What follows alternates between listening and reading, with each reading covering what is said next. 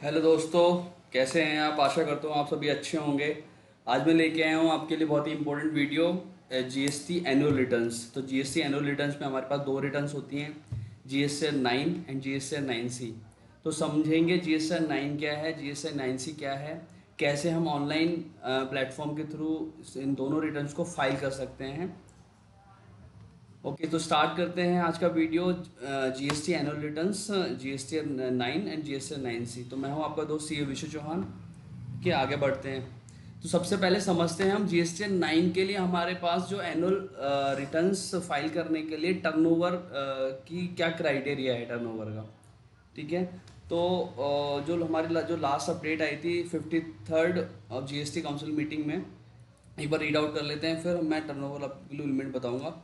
As on 22nd June 2024, the council has recommended to provide the relaxation to tax payers from filing of GST 9 and 9A for the financial year 2023-24 where their aggregate annual turnover for the said financial year is below 2 crore.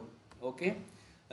This was notified by CGST notification number 14/2024 dated 10 July 2024. Okay. तो जिन भी assessees की, जिन भी business tax payers की का turnover up to 2 crore है, उनको GST 9 file करने की ज़रूरत नहीं है। उनके लिए ऑप्शनल है, अगर वो चाहते हैं फाइल करना तो फाइल कर सकते हैं।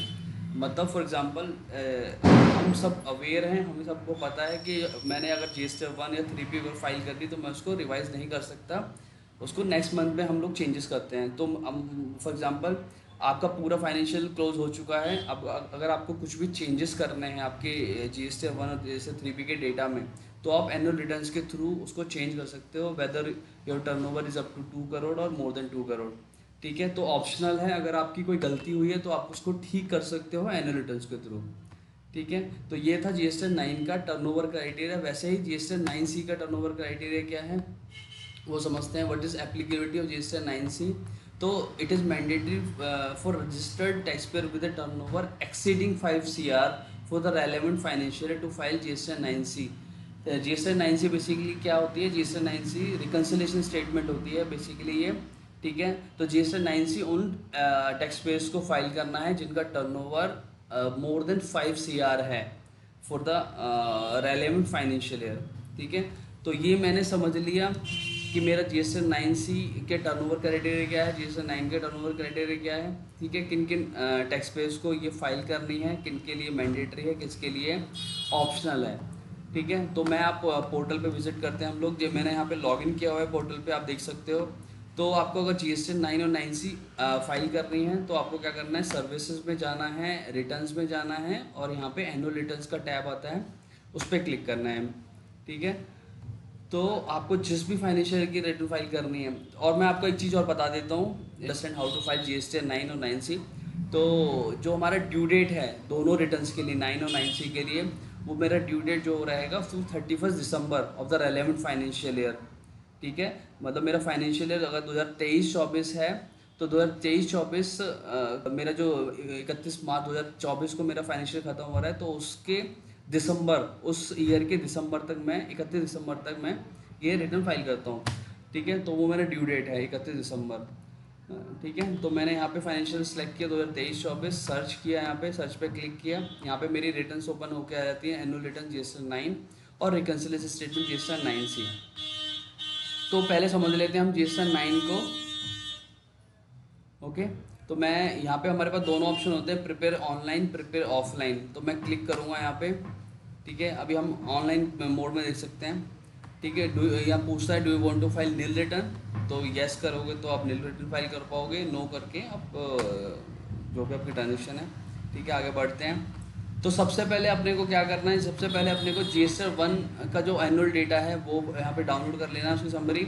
वैसे ही मुझे जीएसटी 3 का एनुअल समरी डाउनलोड कर लेनी है और अपनी बुक से रिकनसाइल करना है उस डेटा को। ठीक है। और वैसे ही यहाँ पे जीएसटी 9 का भी सिस्टम जनरेटेड कंप्यूटर डेटा यहाँ पे निकलता है, तो उसको भी मुझे निकाल लेना है, पीडीएफ फॉर्म में तीनों निकलेंगे, और उसको मैच करना है अपनी बुक से। ठीक है। इन तीनों डेटा को रिकनसाइल करना है अपनी बुक से। अगर मेरा बुक्स का डेटा और ये सारा डेटा मैच कर रहा है तो मुझे कुछ यहाँ पे अमेंडमेंट करने की ज़रूरत नहीं है। जो भी यहाँ पे ऑटो फिल्ड डेटा है, ठीक है, यहाँ पे ऑटो फिल्ड जो डेटा आ रहा है जैसे कि यहाँ पे टैक्सेबल वैल्यू 19,93,634 रुपये आ रही है, IGST टैक्स आ रहा है, CGST SGST आ रहा है, ठीक है। तो मुझे कुछ यहाँ पे अमेंडमेंट करने की ज़रूरत नहीं है। यहाँ पे मैं जाऊँगा और इसको आगे कंप्यूटर लाइबिलिटी करूँगा, प्रोसीड टू फाइल करूँगा, फाइल कर दूँगा। लेकिन अगर मेरा मिसमैच है, मुझे कोई भी चेंजेस करना है, तो उस अकॉर्डिंगली जिस भी टैब में मुझे चेंजेस करने हैं वो उस टैब में मैं जाऊँगा, ठीक है। वहाँ पे मैं उस हिसाब से चेंजेस करूँगा, प्लस माइनस करूँगा, ठीक है। अगर मेरी लाइबिलिटी बन रही है तो उसको बढ़ाऊँगा, अगर मेरी लाइबिलिटी कम हो रही है तो उसको घटाऊँगा। तो उसके हिसाब से मुझे यहाँ पे अपनी एनुअल रिटर्न्स को तैयार करना है, ठीक है। लेकिन सबसे पहले मुझे रिकन्सिलेशन करना पड़ेगा अपनी बुक्स के साथ में, GST 1, GST 3B and GST 9 का, ठीक है। तो रिकन्सिलेशन करने के बाद मुझे अपनी रिटर्न फाइल करनी है। ये एक मेथड है, ठीक है, GST रिटर्न फाइल करने का 9 का। वैसे ही मेरे पास सेकंड रिटर्न है यहाँ पे GSTR 9C। तो GSTR 9C के अंदर मुझे क्या करना है, मुझे GSTR 9C के लिए मुझे क्या करना है, अपनी बुक्स, ठीक है, अपनी books GSTR 3B, GSTR 1, GSTR 2B, तो ये सारी रिटर्न्स को लेके बैठना है सिस्टम पे, और इन चारों पांचों रिटर्न्स का रिकन्सिलेशन करना है अपनी बुक्स के साथ। अगर उसमें कोई भी चेंजेस हैं, कोई आपको कुछ भी चेंजेस लगता है, तो आप रिकन्सिलेशन, बेसिकली GSTR 9C एक वास्ट रिटर्न है, ठीक है। इसमें बहुत ऑप्शन है मेरे पास। तो मुझे GSTR 9C में जो भी आपको चेंजेस करना है उस हिसाब से आप चेंज कर पाओगे। तो GSTR 9C आपका तभी फाइल होगा, पहले GSTR 9 फाइल होगा, उसके बाद GSTR 9C फाइल होगा, ठीक है। यहाँ पे भी वही दोनों ऑप्शन है, ठीक है, इनिशिएट फाइलिंग, प्रिपेयर ऑफलाइन, दोनों ऑप्शन है, ठीक है। तो मैं आपको फिर से ब्रीफ कर देता हूँ। GSTR 9 उन असेसीज, उन टैक्स पेयर्स के लिए एप्लीकेबल है जिनका turnover up to more than 2 CR है, और GSTR 9C जिनका टर्नओवर मोर देन 5 CR है। लेकिन एनुअल रिटर्न 9 ऑप्शनल में भी है, जिनका turnover up to less than 2 CR है, वो भी फाइल कर सकते हैं अगर उनको कोई रेक्टिफिकेशन करनी है अपने रिटर्न्स में, ठीक है। तो ये पूरा तरीका है, हम लोग कैसे खुद से या अपनी कंसल्टेंट के थ्रू अपनी GSTR 9 और 9C फाइल करा सकते हैं।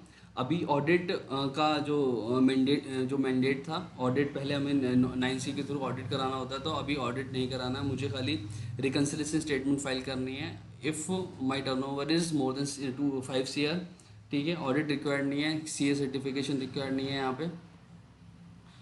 आई होप दोस्तों आपको मेरी ये वीडियो इन्फॉर्मेटिव लगी होगी। ऐसे ही इन्फॉर्मेटिव वीडियो देखने के लिए सब्सक्राइब करें प्लीज़ हमारा चैनल, और बेल आइकन को प्रेस करें ताकि आपके पास नोटिफिकेशन आ सके टाइमली। थैंक यू दोस्तों, thank you watching my video, thanks.